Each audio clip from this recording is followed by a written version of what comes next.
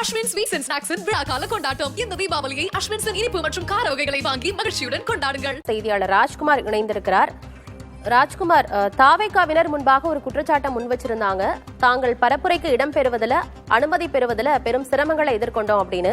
இப்ப கரூரில் கூட்டம் நடத்த வேண்டும் என்றால் ஒவ்வொரு முறையுமே நீதிமன்றத்தை நாட வேண்டிய அவல நிலை இருக்கு அப்படின்னு எதிர்க்கட்சித் தலைவர் எடப்பாடி பழனிசாமியுமே சட்டப்பேரவையில பேசியிருக்கிறாரு. அதிமுகவுமே பரப்புரைக்காக இடம் அனுமதி வாங்குவதில் சிரமங்களை எதிர்கொண்டாங்களா? எடப்பாடி பழனிசாமி சொன்னதன் பின்னணி என்ன இருக்கு அவர் சொன்னதுல? கரூர் துயரம் குறித்து சட்டப்பேரவை கூட்டத்தொடரில் காரசாரமான விவாதம் நடந்து வருகிறது. எதிர்க்கட்சி தலைவர் எடப்பாடி பழனிசாமி பல்வேறு கேள்விகளை அவர் பேசி வருகிறார். குறிப்பாக முன்னதாகவே தமிழக முதலமைச்சர் மு.க. ஸ்டாலின் என்ன நடவடிக்கை எடுத்தோம் என்று மிக விரிவாக சட்டப்பேரவையில் தமிழக அரசு எடுத்த விவகாரம் குறித்து இதில் பேசியிருந்தார். தொடர்ந்து எதிர்க்கட்சி தலைவர் எடப்பாடி பழனிசாமி சட்டப்பேரவையில் பேசி வரும்பொழுது கரூர் துயரம் முன்கூட்டியே காவல்துறை கூடுதலான நடவடிக்கை எடுத்திருக்க வேண்டும், முன்னெச்சரிக்கை நடவடிக்கை எடுத்திருந்தால் இது போன்ற ஒரு துயரமான சம்பவம் நடந்திருக்காது என்று எதிர்க்கட்சி தலைவர் எடப்பாடி பழனிசாமி சட்டப்பேரவையில் பேசியிருக்கிறார். அது மட்டும் இல்லாமல் தற்பொழுது தாவேகா நடத்திய அந்த பரப்புரை கூட்டத்திற்கான இடம் ஏற்கனவே அனுமதி கேட்டிருந்த இடங்களில் கொடுப்பதற்கு காலதாமதம் இருக்கிறது. சில நேரங்களில் நீதிமன்றம் சென்றுதான் அனுமதி வாங்க வேண்டிய சூழல் இருப்பதாக எதிர்க்கட்சி தலைவர் எடப்பாடி பழனிசாமி இந்த சட்டப்பேரவை கூட்டத்தொடரில் பதிவு செய்திருக்கிறார். அது மட்டும் இல்லாமல் அந்த கரூர் வேலுசாமிபுரத்தில் அதிமுக அனுமதி கேட்கப்பட்ட பொழுது மறுக்கப்பட்ட இடம் என்றும் தற்போது தாவேகாவுக்கு அனுமதி வழங்கியிருக்கிறார்கள் என்று சட்டப்பேரவையில் பதிவு செய்திருக்கிறார். இது மட்டும் இல்லாமல் பல்வேறு கேள்விகளை சட்டப்பேரவையில் எதிர்க்கட்சித் தலைவர் எடப்பாடி பழனிசாமி முன்வைத்திருந்தார். அதற்கு பதிலும் அளிக்கப்பட்டிருக்கிறது. குறிப்பாக 39 பேருக்கு எப்படி ஒரே நாளில் உடற்கூறு ஆய்வு நடத்த முடிந்தது என்ற கேள்வி அவர் கேட்டிருந்தார். அதற்கு முதலமைச்சரும் பதிலளித்திருந்தார். தொடர்ச்சியாக இதில் அமைச்சர் ஏவா வேலுவும் பதிலளித்திருக்கிறார். அதாவது எதிர்க்கட்சித் தலைவர் எடப்பாடி பழனிசாமி கேட்கப்பட்ட கேள்விகளுக்கு அமைச்சர் ஏவா வேலு பதிலளித்திருக்கிறார். குறிப்பாக விஜய், தாவேகாவுடைய தலைவர் விஜய் அனுமதி கேட்கப்பட்ட நேரத்தை விட 7 மணி நேரம் கடந்து தாமதமாக வந்திருந்ததாகவும், மேலும் அவருடைய பரப்புரை வாகனம் வரும்பொழுது மக்களுக்கும் தொண்டர்களுக்கும் தெரியும் வகையில் விஜய் பயணம் செய்யவில்லை. அவர் பரப்புரை பேசக்கூடிய நேரத்தில் மட்டுமே பரப்புரை வாகனத்திலிருந்து அவர் வெளியே வந்ததால் மக்கள் அதிக அளவுக்கு கூடியிருக்கிறார்கள் என்ற ஒரு கருத்தையும் அமைச்சர் ஏவாவேலு சட்டப்பேரவையில் எதிர்க்கட்சித் தலைவர் எடப்பாடி பழனிசாமிக்கு பதிலளித்திருக்கிறார். எனினும் சில சந்தேகங்களையும் எடப்பாடி பழனிசாமி கேட்டிருக்கிறார். அதாவது ஆம்புலன்ஸ் வாகனத்தில் திமுகவினுடைய மருத்துவ அணி எப்படி வந்தது, பாதிக்கப்பட்ட மக்களுக்கு தண்ணீர் பாட்டில் கொடுக்கப்பட்டதில் திமுகவுடைய ஸ்டிக்கர் ஒட்டப்பட்டிருக்கிறது என்ற விவரங்களை எல்லாம் எதிர்க்கட்சித் தலைவர் எடப்பாடி பழனிசாமி கேள்வி எழுப்பியிருக்கிறார். தொடர்ந்து அதிக அளவுக்கு இதில் குறிப்பாக மிக முக்கியமாக சற்று நேரத்துக்கு முன்னதாக முதலமைச்சர் மு.க. ஸ்டாலின் பதிலளித்து இருக்கிறார். இதில் அரசு அதிகாரிகள், தலைமைச் செயலகத்தில் அரசு அதிகாரிகள் இந்த விவகாரம் குறித்து எப்படி பதிலளித்தார்கள் என்ற ஒரு கேள்வியை எதிர்க்கட்சித் தலைவர் எடப்பாடி பழனிசாமி பேசியிருந்தார். அதற்கு முதலமைச்சர் மு.க. ஸ்டாலின் பதிலளிக்கும் பொழுது கொரோனா காலம் அந்த மாதிரி நேரம், அதே போன்று இதற்கு முன்னதாக முன்னாள் முதலமைச்சர்கள் எம்ஜிஆர் மற்றும் ஜெயலலிதா மருத்துவமனையில் இருந்த நேரங்களில் அரசு அதிகாரிகள் இது தொடர்பாக செய்தியாளர்கள் சந்தித்து பேசியிருந்தார்கள். எனவே தற்போது கரூர் துயரம் குறித்தும் அரசியல் ரீதியாக தலைமைச் செயலகத்தில் அதிகாரிகள் பேசவில்லை.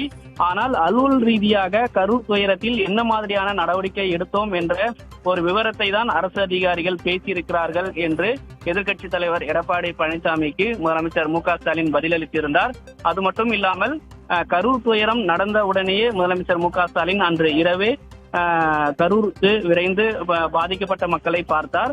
ஆனால் தூத்துக்குடி விவகாரத்தில் அப்போது முதலமைச்சராக இருந்த எடப்பாடி பழனிசாமி ஏன் செல்லவில்லை என்ற ஒரு கேள்வியையும் முதலமைச்சர் மு.க. ஸ்டாலின் சட்டப்பேரவையில் பேசியிருக்கிறார்.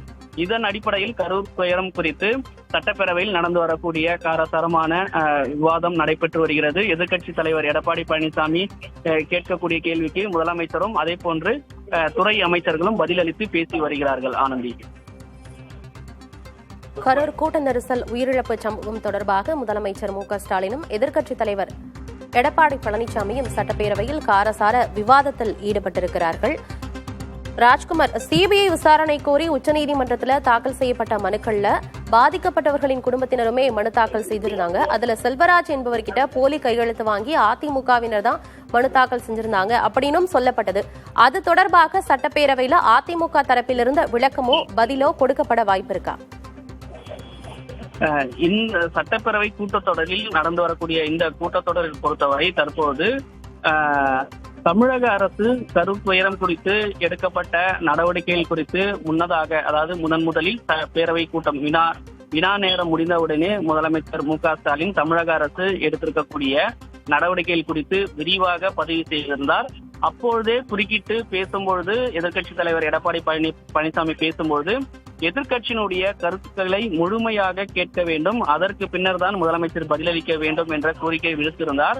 ஆனால் அப்பொழுது குறுக்கிட்ட சபாநாயகர் தமிழக அரசு இதில் முழுமையாக எடுத்த நடவடிக்கையை உங்கள் பார்வைக்கு கொண்டு வருவதற்காகவே முதலமைச்சர் முதலில் பேசுகிறார், அதற்கு பின்னதாக எதிர்க்கட்சி தலைவர் எதிர்க்கட்சி உறுப்பினர் பேசுங்கள் என்று சபாநாயகர் கேட்டுக்கொண்டார். அதற்கு பிறகுதான் எதிர்க்கட்சி தலைவர் எடப்பாடி பழனிசாமி கரூர் துயரம் குறித்து பல்வேறு சந்தேகங்களையும் கேள்வியும், குறிப்பாக தமிழக அரசு முன்னெச்சரிக்கை நடவடிக்கை எடுத்திருக்க வேண்டும் உள்ளிட்ட பல கேள்விகளை முன்வைத்து பேசி வருகிறார். இதற்கு முதலமைச்சர் மு.க.ஸ்டாலின் உடனடியாக அதற்கான பதிலை அளித்து பேசி வருகிறார்கள். பிரதானமாக எதிர்க்கட்சி முன்வைக்கக்கூடிய கோரிக்கைகளையும் கருத்துக்களையும் தான் சட்டப்பேரவையில் முன்வைக்கிறார்கள். அதற்கு முதலமைச்சர் அல்லது துறை ரீதியான அமைச்சர்கள் பதிலளிக்கும் பொழுது அவர்கள் பேசி வருகிறார்கள். இதில் மிக முக்கியமாக பல்வேறு சந்தேகங்களையும் கேள்விகளையும் எதிர்க்கட்சித் தலைவர் எடப்பாடி பழனிசாமி முன்வைத்திருக்கார். முன்னதாக காவல்துறை அனுமதி கொடுக்கப்பட்ட இடம், அதே போன்று பாதுகாப்பு எண்ணிக்கை குறைவாக இருக்கிறது, உளவுத்துறை முன்கூட்டியே சரியாக கணிக்கவில்லை என்றதை அவர் பேசியிருக்கிறார். அதற்கு பின்னதாக எடுக்கப்பட்ட நடவடிக்கைகள் குறித்து, அதாவது உயிரிழந்தவர்களுடைய உடற்கூறு ஆய்வு முடிவு ஒரே நாளில் எப்படி நடந்தது என்ற சந்தேகத்தையும், மருத்துவ அணி ஆம்புலன்ஸ் வாகனத்தில் வந்த மருத்துவ அணியில் திமுகவுடைய மருத்துவ அணி வந்திருக்கிறார்கள், இது போன்ற கேள்விகள் எல்லாம் எழுப்பியிருக்கிறார்கள். அதே போன்று அனுமதி கூட்டம் நடத்தக்கூடியதற்கு அனுமதி கேட்க வேண்டும் என்றால் நீதிமன்றம் செல்ல வேண்டும் போன்ற பல்வேறு சந்தேகங்களும் கேள்விகளும் கேட்டிருக்கிறார்கள். எதிர்க்கட்சித் தலைவர் எடப்பாடி பழனிசாமி கரூர் சம்பவம் தொடர்பாக சட்டப்பேரவையில் பல்வேறு கேள்விகளை எழுப்பியிருக்கிறார். அதற்கான பதிலும் உடனுக்குடன் கொடுக்கப்பட்டு வருகிறது. அஸ்வின் ஸ்வீட்ஸ் அண்ட் ஸ்நாக்ஸின் விழா கால கொண்டாட்டம். இந்த தீபாவளியை அஸ்வின்ஸின் இனிப்பு மற்றும் கார வகைகளை வாங்கி மகிழ்ச்சியுடன் கொண்டாடுங்கள்.